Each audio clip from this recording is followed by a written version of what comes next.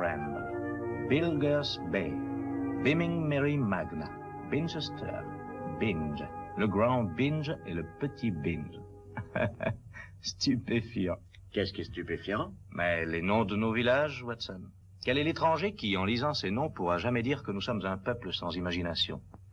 Beepery Cross, Beer Cracks, Birdcherry Brook et Birding Pitch Place, Burlstone Junction. Quand partons-nous? Partons-nous où? À Burlstone Manor, Burlstone, Sussex.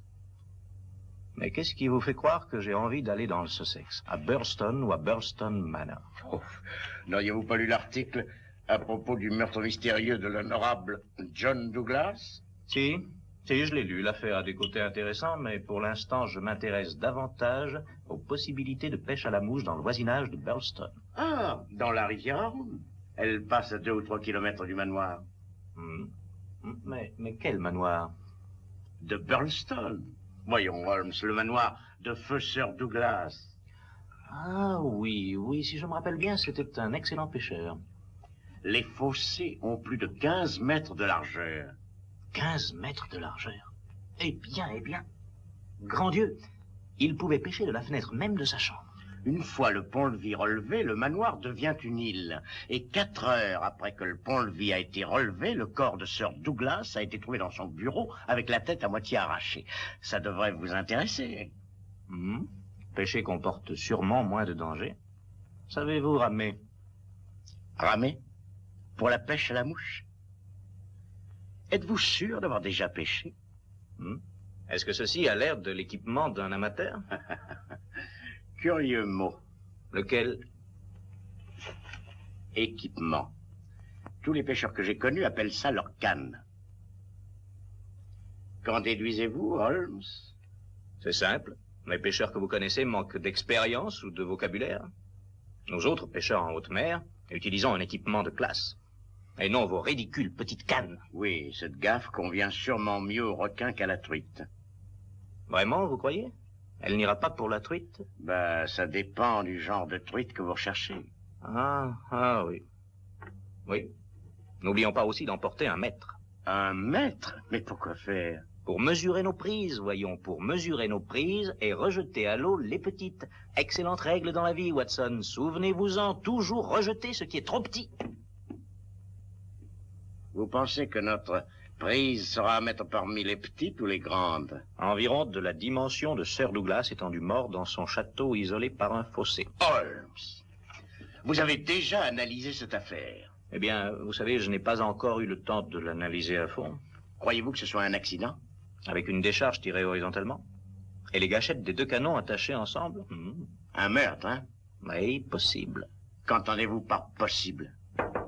Alors, qu'attendez-vous? C'est peut-être la chance qui frappe à la porte.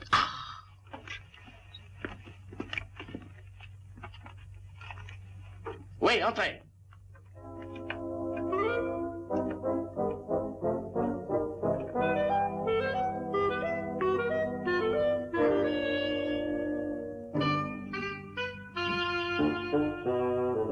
Monsieur Sherlock Holmes. Le pêcheur, là-bas. Hé! Lâchez-moi! Vous allez déchirer mon col! Mais lâchez-moi! Mets ça là-dedans. Bien petite prise. Si vous la voulez, Watson.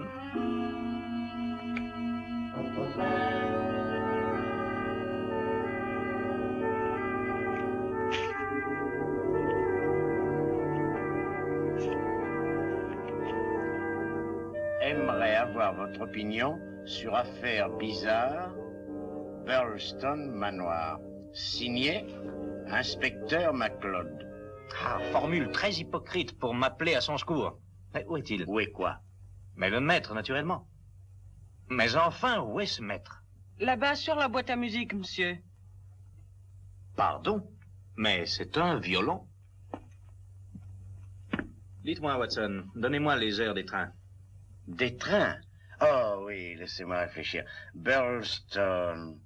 Oui, voyons, ça doit être le West Sussex Line Dampton Bun Line. Alors, il y a celui de 10h15. Ah non, il s'y arrête pas. Oui, il y a celui de 12h03, qui arrive vers 4h02 ou 4h07. Ça, alors, je n'arrive pas à me le rappeler. Vous ne savez pas si c'est 4h02 ou 4h07, Watson? Vous baissez? Mince alors. Il a les heures de tous les trains dans sa tête? Où pourrait-il les avoir? Nous sommes une nation de bâtisseurs de voies ferrées. Comme tous les grands Anglais qui l'ont précédé, le docteur Watson ne connaît d'autres lectures que la Bible, le Times et avant tout l'indicateur des chemins de fer des îles britanniques. Pense ça. J'avais déjà vu des cinglés, mais jamais comme vous deux.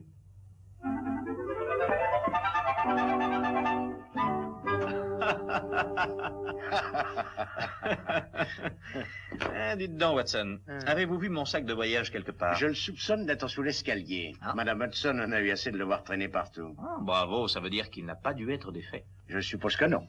C'est magnifique. Eh bien, alors, tout est prêt. Soyez gentil, Watson, Oui. d'aller le chercher Bon. et de le mettre dans la voiture avec cette canne. Mais, comment, vous ne serez pas là? Non, j'ai quelque chose à lire. Prenez-moi au British Museum, disons, une demi-heure avant le départ du train. Vous exagérez, Holmes. C'est pas le moment de courir les musées. Vous allez manquer le train.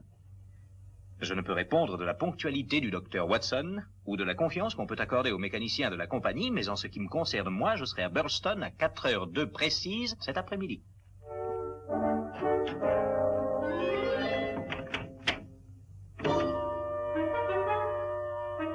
Ou est-ce 4h07?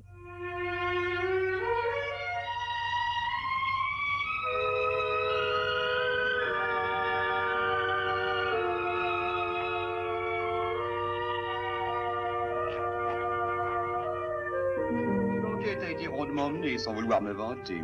D'ailleurs, l'affaire tout entière, en fait, reposait sur une toile d'araignée. Une toile d'araignée? Exactement. Ah, mais ça semble intéressant, inspecteur, si vous me racontiez tout depuis le début. Avec plaisir.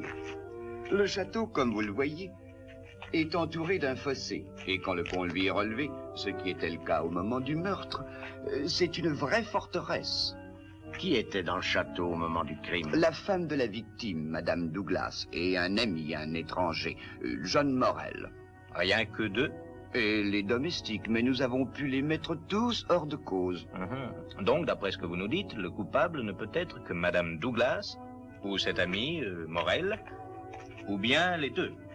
Ils ont essayé de nous faire croire que quelqu'un s'était introduit dans la maison et avait traversé le fossé à la nage après avoir plongé la fenêtre. Mais vous avez pu prouver que c'était faux. Complètement. Comment?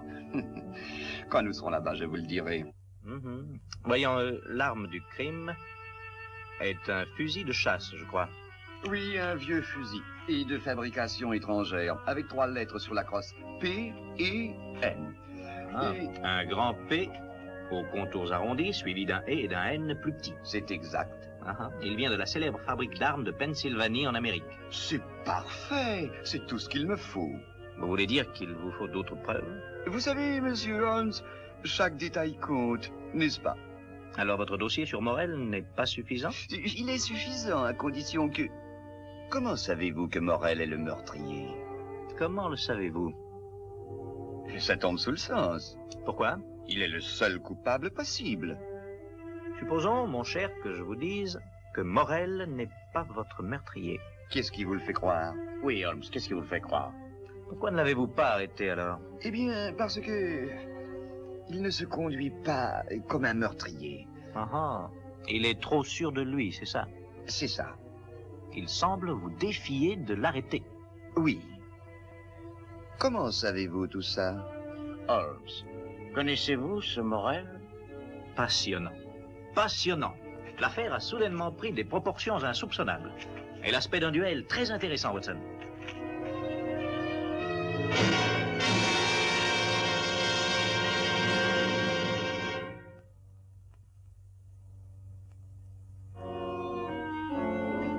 Ce château est une pure merveille. Oui, il est intéressant, comme le reste. Que vouliez-vous dire, monsieur Holmes? Mais rien, je pense que le château est intéressant, voilà tout. Non, quand vous avez dit que Morel n'avait pas tué monsieur Douglas. Ah, ça. Oui, que vouliez-vous dire? Comment savez-vous qu'il ne l'a pas fait? Eh bien, si ce n'est pas lui, c'est elle. Vous vous emballez encore, Maclaude, vous vous emballez. Mais il faut bien que ce soit l'un ou l'autre.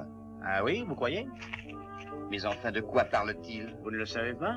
Non, je ne le sais pas. Mais si 3 personnes sont enfermées dans une maison et que l'une est assassinée, une des 2 autres est sûrement le meurtrier. Ça tombe sous le sens. Ah, mais est-ce logique? Qu'entendez-vous par est-ce logique? Je l'ignore, mais Holmes se répète ça tout le temps, alors j'espère que vous pourriez me le dire.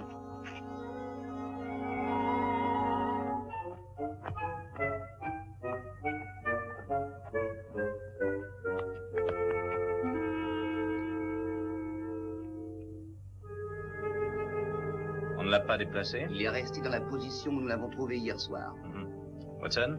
Il est certain que la mort a été instantanée. Ça n'a rien d'étonnant. Le coup n'a pas été tiré horizontalement, comme les journaux l'ont dit.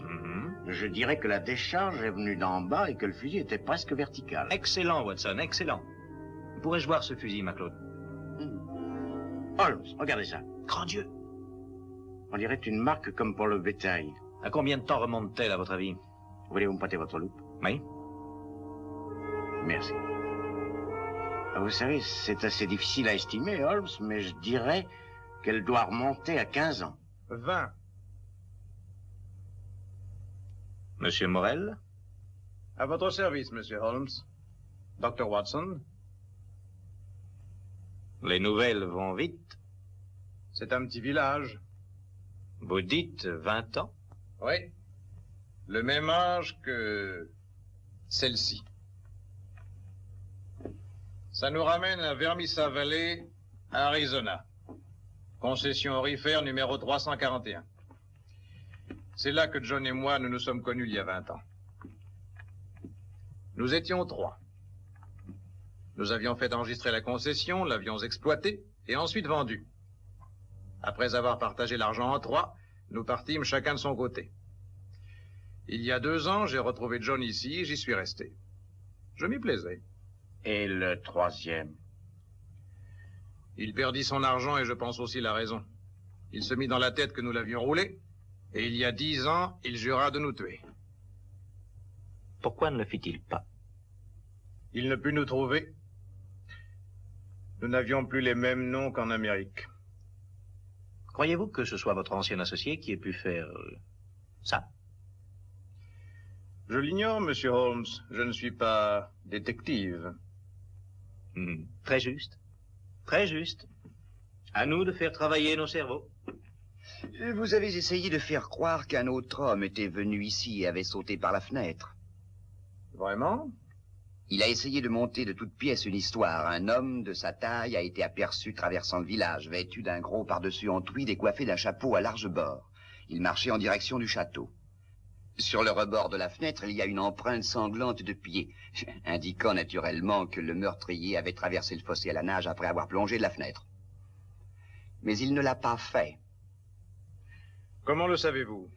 Parce que, Monsieur Morel, à l'extérieur de cette fenêtre, à quelques centimètres plus bas, se trouve une grande toile d'araignée vieille d'au moins 1 mois. Et quiconque sautant ou plongeant de cette fenêtre n'aurait pu faire autrement que de la déchirer. Et personne ne l'a fait. Bravo, MacLeod. Bien raisonné. Une toile d'araignée. La police anglaise a les plus surprenants alliés, je dois le reconnaître. Maintenant que vous avez fait vos déductions, Monsieur MacLeod, dans quelle position me mettent-elles? Pour le moment, aucune. Mais je vous conseille de ne pas quitter l'enceinte du château. Et si je tente de la quitter?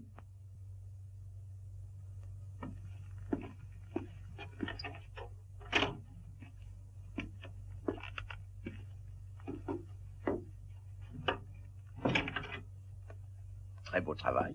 Vous tenez certainement votre homme. Mais je ne tiens pas à précipiter les choses. Je n'abattrai mon jeu qu'une fois tous les atouts en main. Je vous approuve. Et quel est le mobile? Une vengeance à la suite de cette affaire de Vermissa Valley? C'est un point qui mérite réflexion, docteur. C'est une de ces affaires où, comme on dit, il faut chercher la femme. Oh, c'est ça. Madame Douglas. Eh bien, vous savez comment ces choses-là se passent, docteur. Oui, entre nous, hommes du monde, nous savons comment une situation comme celle-ci peut... Oh, évidemment, évidemment. Évidemment. Délicate situation. Délicate. Ah oui, très délicate. On pourrait presque appeler ça l'affaire de l'autre homme.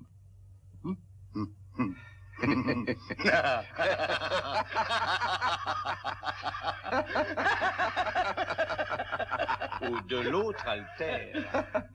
Qui? Pas qui, quoi. De quoi? C'est juste quoi. Mais de quoi parlez-vous? De ça. Il n'y a qu'un seul altère. Un seul altère? Mais oui. Alors? Il n'y a qu'un seul altère, Watson.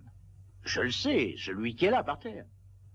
Oui, mais où se trouve l'autre? Mais je n'en sais rien, je viens seulement d'arriver.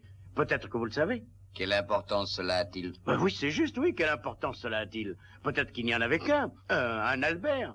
Enfin, un altère. Un seul, Watson? Mais ils vont toujours par deux. Peut-être bien qu'il n'en voulait qu'un.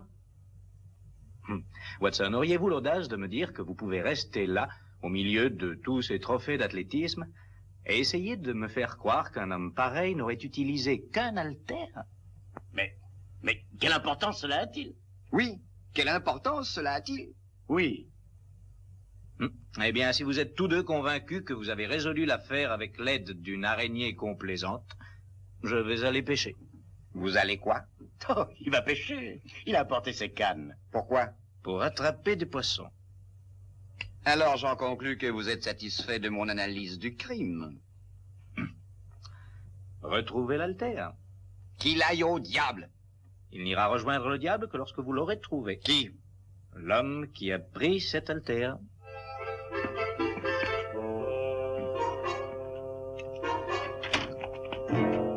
Vous êtes allé un peu loin, Holmes. Je crois qu'il est vraiment en colère. Alors qu'il aille à la pêche. C'est excellent pour les nerfs. Allez-vous réellement pêcher? Certainement. Mais où? Du haut de cette fenêtre, le coin semble très confortable. Et que comptez-vous attraper? Un hareng. Un hareng-sort. Voudriez-vous me donner le mètre, Watson? Pour mesurer un hareng? Pour mesurer les gros harengs-sorts. Quant aux tout petits, je les rejetterai à l'eau. Holmes, vous lui jetez quelque chose. C'est vrai. Quoi? Voulez-vous m'aider? Bien sûr. Alors écoutez, emmenez l'inspecteur à l'auberge du village et retenez-le là pendant au moins 1 heure. Pendant que vous pêcherez des harengs-sorts? Tout d'abord, je dois attraper un appât. Ah, ça, je comprends rien à vos élucubrations, mais c'est entendu. Bon. Rappelez-vous, 1 heure, 1 heure. Il se peut que j'aime l'endroit et que j'y reste 2.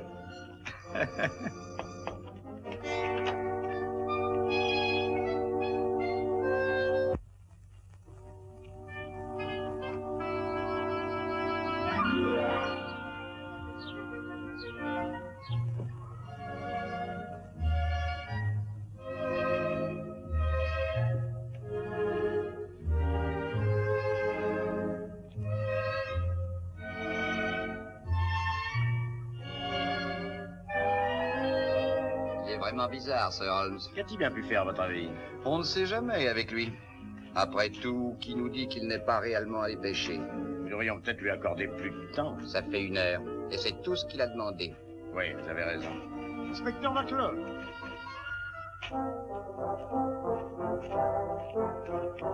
Bonjour, sergent. Avez-vous vu Monsieur Holmes? Ça aurait été difficile de ne pas le voir. Comment ça? Vous connaissez le grand escalier du château. Monsieur Holmes le descendait à cheval sur la rampe. Il faisait quoi? Qu'est-ce que j'ai dit, monsieur? Il descendait à cheval sur la rampe. Eh bien, probablement qu'il faisait des recherches. Probablement. Nous allons lui demander, il devait sûrement avoir une raison. Bonjour, messieurs.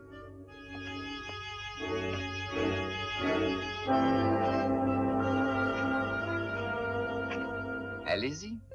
Demandez-lui. Demandez quoi? Alors, Voyons, qu'avez-vous fait pendant notre absence? tout d'abord, j'ai pêché. Ouais. Ensuite, j'ai descendu l'escalier à cheval sur la rampe. Je l'avais dit. Pourquoi? Pourquoi pas? Ah, et vous, inspecteur McCloud, vous allez faire vider le fossé. Je vais faire quoi? Vider le fossé. Le vider jusqu'à la dernière goutte d'eau. Je ne peux pas, je n'ai pas le matériel nécessaire à ce travail. Et vous rendez-vous compte que c'est une vraie rivière qui entoure le château? Bien. Bien, dans ce cas, ne le faites pas. Mais laissez croire que vous allez le faire. Oui, et ensuite? Ensuite, nous nous retrouverons tous ici dans 1 heure. Sans doute afin de voir si quelqu'un n'essaie pas de retirer quelque chose du fossé. Exactement. Quoi? Des harengs-sorts. Ce type est complètement...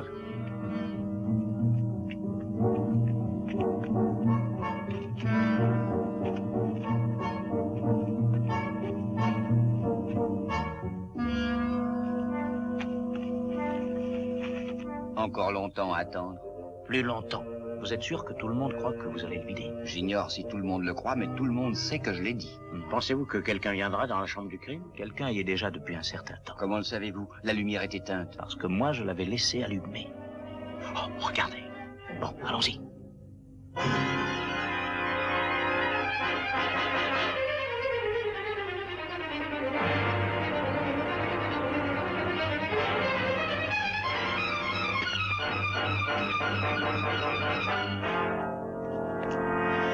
Je vous demande pardon, qu'utilisez-vous comme appât?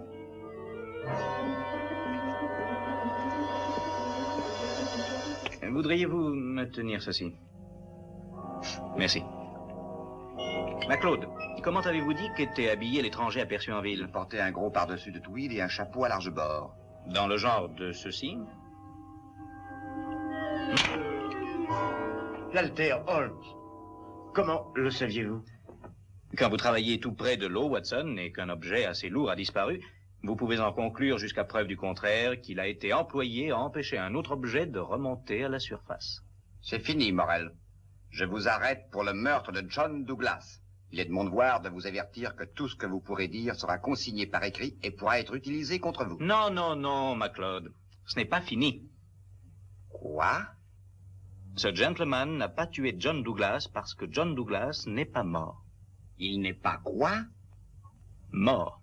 L'homme dont le corps a été découvert ici est en réalité celui qui était revenu pour... Oh, voyons, c'est facile à comprendre, Macleod. Voulez-vous lui dire, s'il vous plaît? Ces vêtements appartenaient à notre troisième associé. L'homme qui vous a recherché pendant 10 ans. Oui. Nous ayant retrouvé, il est arrivé armé d'un fusil. Lui et John se sont battus et soudain le coup est parti. Cela explique définitivement la trajectoire de la balle. L'un des antagonistes a posé le pied sur le fusil. J'ai entendu la détonation et je suis descendu immédiatement. J'ai chronométré depuis votre chambre. 15 secondes si vous avez couru, 10 secondes si vous vous êtes laissé glisser le long de la rampe. J'ai couru. C'est ce que je pensais. John fut pris de panique quand il vit ce qu'il avait fait. J'eus alors l'idée de changer les identités. Mais alors où est Sir Douglas? À l'aide de mon maître, j'ai été en mesure de m'assurer qu'il y avait un espace vide derrière ce mur. J'imagine qu'il s'agit de l'entrée d'un souterrain passant sous le fossé. Oui, monsieur Holmes, c'est exact. Et John a eu ainsi 36 heures d'avance. Nous le retrouverons. Ce que je lui ai dit moi-même. Je vais donner les ordres pour l'arrestation de monsieur Douglas. Et nous reparlerons de votre rôle dans tout ceci demain matin. Vous êtes coupable de dissimulation de preuves. Je serai encore ici demain matin, inspecteur.